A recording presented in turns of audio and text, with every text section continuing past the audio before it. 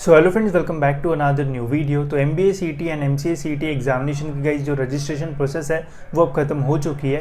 And काफ़ी सारे students का यही क्वेश्चन है कि जो एडिटिंग विंडो का अपडेट है ये कब तक आ सकता है। तो इसी से रिलेटेड गाइस मैं आपको इस वीडियो में जो है वो अपडेट दूंगा।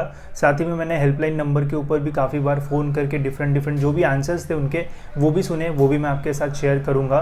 एंड सपोज़ अगर इस बार एडिटिंग विंडो का अपडेट नहीं आता है तो फिर आपके पास क्या ऑप्शन रहेगा गाइस, तो उसके बारे में मैं आपको इस वीडियो में जो है वो इन्फॉर्मेशन दूंगा ताकि आपसे कोई भी जो मिस्टेक है वो ना हो एंड आप जो है वो एग्जामिनेशन के लिए जो है वो एलिजिबल रहो। तो सबसे पहले तो गाइस जो एडिटिंग विंडो के एक्सपेक्टेड डेट्स है वो मैं आपको बता देता हूँ। तो देखो गाइस 12 तारीख को हमारा जो रजिस्ट्रेशन प्रोसेस है both for MBA and MCA जो है वो खत्म हुआ था। एंड जैसे CET के हर साल अपडेट्स आते हैं तो जैसे ही रजिस्ट्रेशन प्रोसेस खत्म होती है उसके अगले दिन या फिर उसके अगले दिन से जो एडिटिंग विंडो है वो स्टार्ट हो जाती है, जिसमें 2 या 3 दिन का हमें जो समय है वो मिलता है, जिसमें हम हमारे फॉर्म में थोड़े बहुत जो चेंजेस है वो कर सकते हैं। बट अभी तक गाइज एडिटिंग विंडो का जो अपडेट है वो नहीं आया है। तो ऐसा था तो फिर गाइज मैंने जो हेल्पलाइन नंबर्स पे वो भी कॉल किया। तो पहली बार जब मैंने उन्हें फ़ोन किया तो उनका कहना ये था कि इस बार एडिटिंग विंडो जो है वो नहीं रहने वाली है। आपको जब एडमिट कार्ड मिलेगा, एडमिट कार्ड में अगर आपको लगता है कि कोई वहाँ पे जो है वो चेंजेस चाहिए तो वहाँ पे आपको डिक्लेरेशन का फॉर्म मिलेगा, वो भर देना है एंड वहाँ पे एग्ज़ाम सेंटर पे दिखा देना, तो आपको जो है एंट्री है वो मिल जाएगी। इसके अलावा फिर मैंने आज भी एक बार और जो है वो फ़ोन कॉल किया था तो उनका ये कहना था कि इस बार ऐसा कुछ कंफर्म नहीं है कि एडिटिंग विंडो आएगी या फिर नहीं, 50-50 है, आ भी सकता है या फिर नहीं भी आ सकता है, ठीक है। बट जितना गाइज मुझे CET के अपडेट्स का एक्सपीरियंस है, हम हमेशा ऐसा ही होता है कि एडिटिंग विंडो का जो अपडेट है जैसे ही रजिस्ट्रेशन खत्म हो जाता है उसके अगले दिन या फिर उसके अगले दिन से जो है वो स्टार्ट हो जाता है, ठीक है। तो अभी तो ऐसा लग रहा है कि हो सकता है आएगा भी या फिर नहीं आएगा, ठीक है। तो ऐसा है, बट मैं आपको इसका जो सोल्यूशन है वो बता देता हूँ। सपोज़ अगर इस साल जो एडिटिंग विंडो है उसका अपडेट जो है वो नहीं आता है तो फिर क्या करना है। अगर आता है तो बहुत अच्छी बात है, मैं आपको एक्सप्लेन करके बता दूंगा कि कैसे आप अपने फॉर्म को जो है वो एडिट कर सकते हो अगर कुछ मिस्टेक्स हुई होगी तो।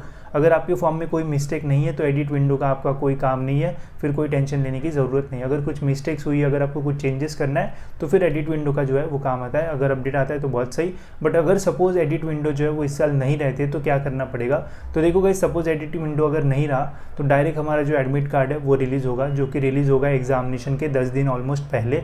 अब एग्जामिनेशन डेट्स भी टेंटेटिव है तो वो मैंने आपको पहले ही बताया कि जब अपडेट आएगा वैसे मैं आपको अपडेट कर दूंगा। बट 9th एंड 10th को एग्जामिनेशन सपोज़ MBA की एंड 14 की MCA की है तो हो सकता है कि एकदम मार्च के स्टार्टिंग में या फिर फेब के एंडिंग में हमारा एडमिट कार्ड आ जाए। तो जब एडमिट कार्ड आएगा तो हमें अपना एडमिट कार्ड जो है वो चेक करना पड़ेगा सही से।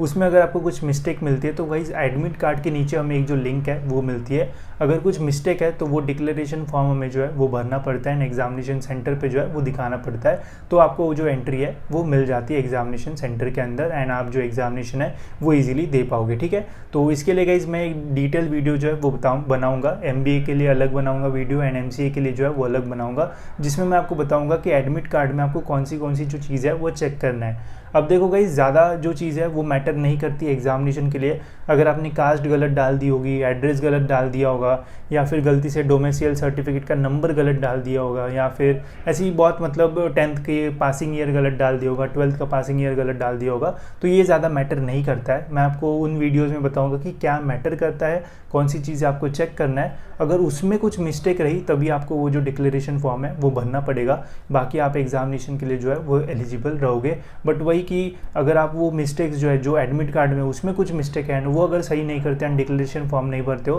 तो फिर एग्जाम सेंटर में आपको थोड़ा जो प्रॉब्लम है वो आ सकता है। तो उसके लिए मैं आपको पहले से ही जो है वो अवेयर कर दूंगा ताकि आपको कोई प्रॉब्लम जो है वो फेस ना करना पड़े एंड ईजिली आप जो है वो एग्ज़ाम दे सको, ठीक है। अभी तो यही अपडेट है कि एडिटिंग विंडो के आने के चांसेस थोड़े कम लग रहे हैं। अगर आता है तो वैसे मैं आपको बता दूंगा, अगर नहीं आता है तो फिर एडमिट कार्ड का वो वीडियो देख लेना एंड जब एडमिट कार्ड रिलीज़ होगा उस दिन में मैं वीडियो बना दूंगा ताकि आपको 2 बार वो चीज़ें जो है वो समझ में आ जाए एंड आप कोई भी जो मिस्टेक है वो ना करो, ठीक है। तो फिलहाल गाइज इस वीडियो में इतना ही। होप्स आपको ये वीडियो इन्फॉर्मेटिव लगा होगा एंड ऐसी वीडियोस के लिए गाइज चैनल को सब्सक्राइब जरूर से कर लेना ताकि आपको CET से रिलेटेड सारे जो अपडेट्स है वो टाइम टू टाइम मिलते रहे।